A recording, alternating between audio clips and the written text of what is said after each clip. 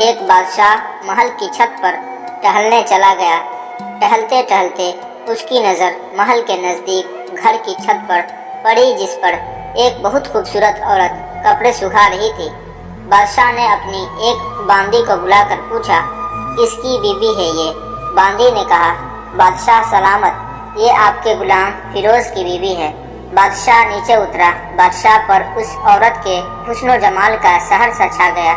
اس نے فیروز کو بلایا۔ فیروز حاضر ہوا تو بادشاہ نے کہا، فیروز، ہمارا ایک کام ہے، ہمارا یہ خط فلاں ملک کے بادشاہ کو دے آؤ اور مجھے اس کا جواب بھی ان سے لے آنا۔ فیروز بادشاہ کا حکم سر آنکھوں پر، اور وہ اس خط کو لے کر گھر واپس آ گیا۔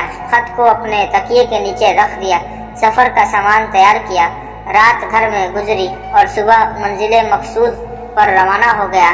اس بات سے لا علم کی بادشاہ نے اس کے ساتھ کیا چال چلی ہے۔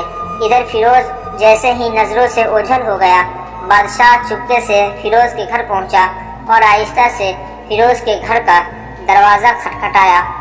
فیروز کی بیوی نے پوچھا، کون ہے؟ بادشاہ نے کہا، میں بادشاہ، تمہارے شوہر کا مالک۔ تو اس نے دروازہ کھولا۔ بادشاہ اندر آ کر بیٹھ گیا۔ فیروز کی بیوی نے حیران ہو کر کہا، آج بادشاہ سلامت یہاں ہمارے غریب خانے میں؟ بادشاہ نے کہا، میں یہاں مہمان بن کر آیا ہوں۔ فیروز کی بیوی نے بادشاہ کا مطلب سمجھ کر کہا، میں اللہ کی پناہ چاہتی ہوں آپ کے اس طرح آنے سے، جس میں مجھے کوئی خیر نظر نہیں آ رہا ہے۔ بادشاہ نے غصے میں کہا، اے لڑکی، کیا کہہ رہی ہو تم نے مجھے پہچانا نہیں، میں بادشاہ ہوں، تمہارے شوہر کا مالک۔ فیروز کی بیوی نے کہا، بادشاہ سلامت، میں جانتی ہوں کہ آپ ہی بادشاہ ہیں، لیکن بزرگ کہہ گئے ہیں کہ اگر مچھر گر جائے کھانے میں تو میں ہاتھ اٹھا دیتا ہوں۔ اگرچہ کہ میرا دل کرتا ہے کھانے کو، میں تمہارے پانی میں کوئی پھول نہیں چھوڑوں گا۔ لوگوں کے بکثرت یہاں آنے جانے کی وجہ سے شیر کو اگرچہ جتنی بھی تیز بھوک لگی ہو، لیکن وہ مردار تو نہیں کھانا شروع کر دیتا۔ اور کہا، بادشاہ سلامت، آپ اس کٹورے میں پانی پینے آ گئے ہو جس میں تمہارے کتے نے پانی پیے ہے۔ بادشاہ اس عورت کی باتوں سے بڑا شرمسار ہوا اور اس کو چھوڑ کر واپس چلا گیا، لیکن اپنی چپل وہی بھول گیا۔ یہ سب تو بادشاہ کی طرف سے ہوا۔ اب فیروز کو آدھے راستے میں یاد آیا کہ جو خط بادشاہ نے اسے دیا تھا وہ تو گھر پر ہی چھوڑ آیا ہے۔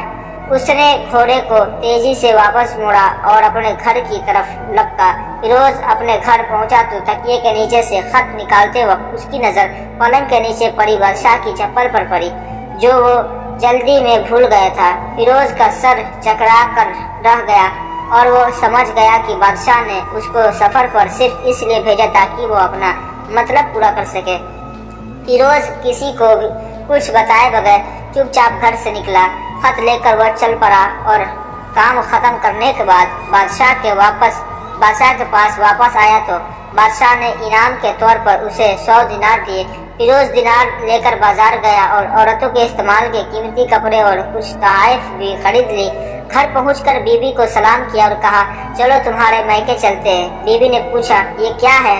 کہا، بادشاہ نے انعام دیا ہے اور میں چاہتا ہوں کہ یہ پہن کر اپنے گھر والوں کو بھی دکھاؤ۔ بیوی، جیسے آپ چاہیں۔ بیوی تیار ہوئی اور اپنے والدین کے گھر اپنے شوہر کے ساتھ روانہ ہوئی۔ داماد اور بیٹی اور ان کے لیے لائے گئے تحفوں کو دیکھ کر وہ لوگ بہت خوش ہوئے۔ فیروز بیوی کو چھوڑ کر واپس آ گیا اور 1 مہینہ گزرنے کے باوجود نہ بیوی کو پوچھا اور نہ اس کو واپس بلایا۔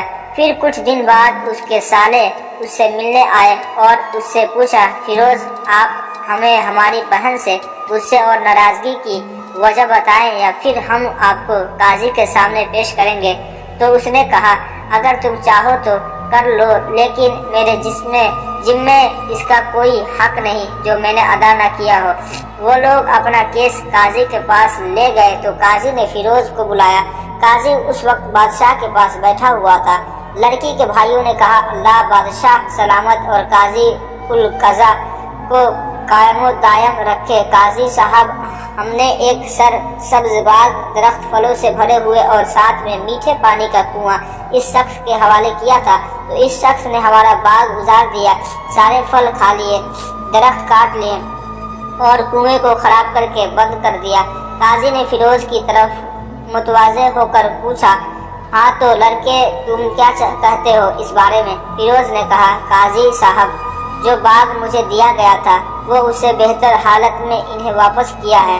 قاضی نے پوچھا، کیا اس نے باغ تمہارے حوالے ویسے ہی حالت میں واپس کیا ہے جیسے پہلے تھا؟ انہوں نے کہا، ہاں ویسے ہی حالت میں واپس کیا ہے، لیکن ہم اس سے باغ واپس کرنے کی وجہ پوچھنا چاہتے ہیں۔ قاضی، ہاں فیروز، تم کیا کہنا چاہتے ہو اس بارے میں؟ فیروز نے کہا، قاضی صاحب نے باغ کی بغض یا نفرت کی وجہ سے نہیں چھوڑا، بلکہ اس لیے چھوڑا کہ ایک دن میں باغ میں آیا تو اس میں نے شیر کی پنجوں کے نشان دیکھے تو مجھے خوف ہوا کہ شیر مجھے کھا جائے گا، اس لیے شیر کے اکرام کی وجہ سے میں نے باغ کو جانا بند کر دیا۔ بادشاہ جو ٹیک لگائے یہ سب کچھ سن رہا تھا اٹھ کر بیٹھ گیا اور کہا، فیروز اپنے باغ کی طرف امن اور مطمئن ہو کر جاؤ، واللہ اس میں کوئی شک نہیں کہ شیر تمہارے باغ میں آیا تھا، لیکن وہ وہاں پر نہ تو کوئی اثر چھوڑ سکا، نہ کوئی پتا توڑ سکا اور نہ ہی کوئی پھل کھا سکا۔ وہ وہاں پر تھوڑی دیر رہا اور مایوس ہو کر لوٹ گیا، اور خدا کی قسم میں نے کبھی تمہارے جیسے باغ کے گرد لگی مضبوط دیوار نہیں دیکھی۔ تو فیروز اپنے گھر لوٹ آیا اور اپنی بیوی کو بھی واپس لے آیا۔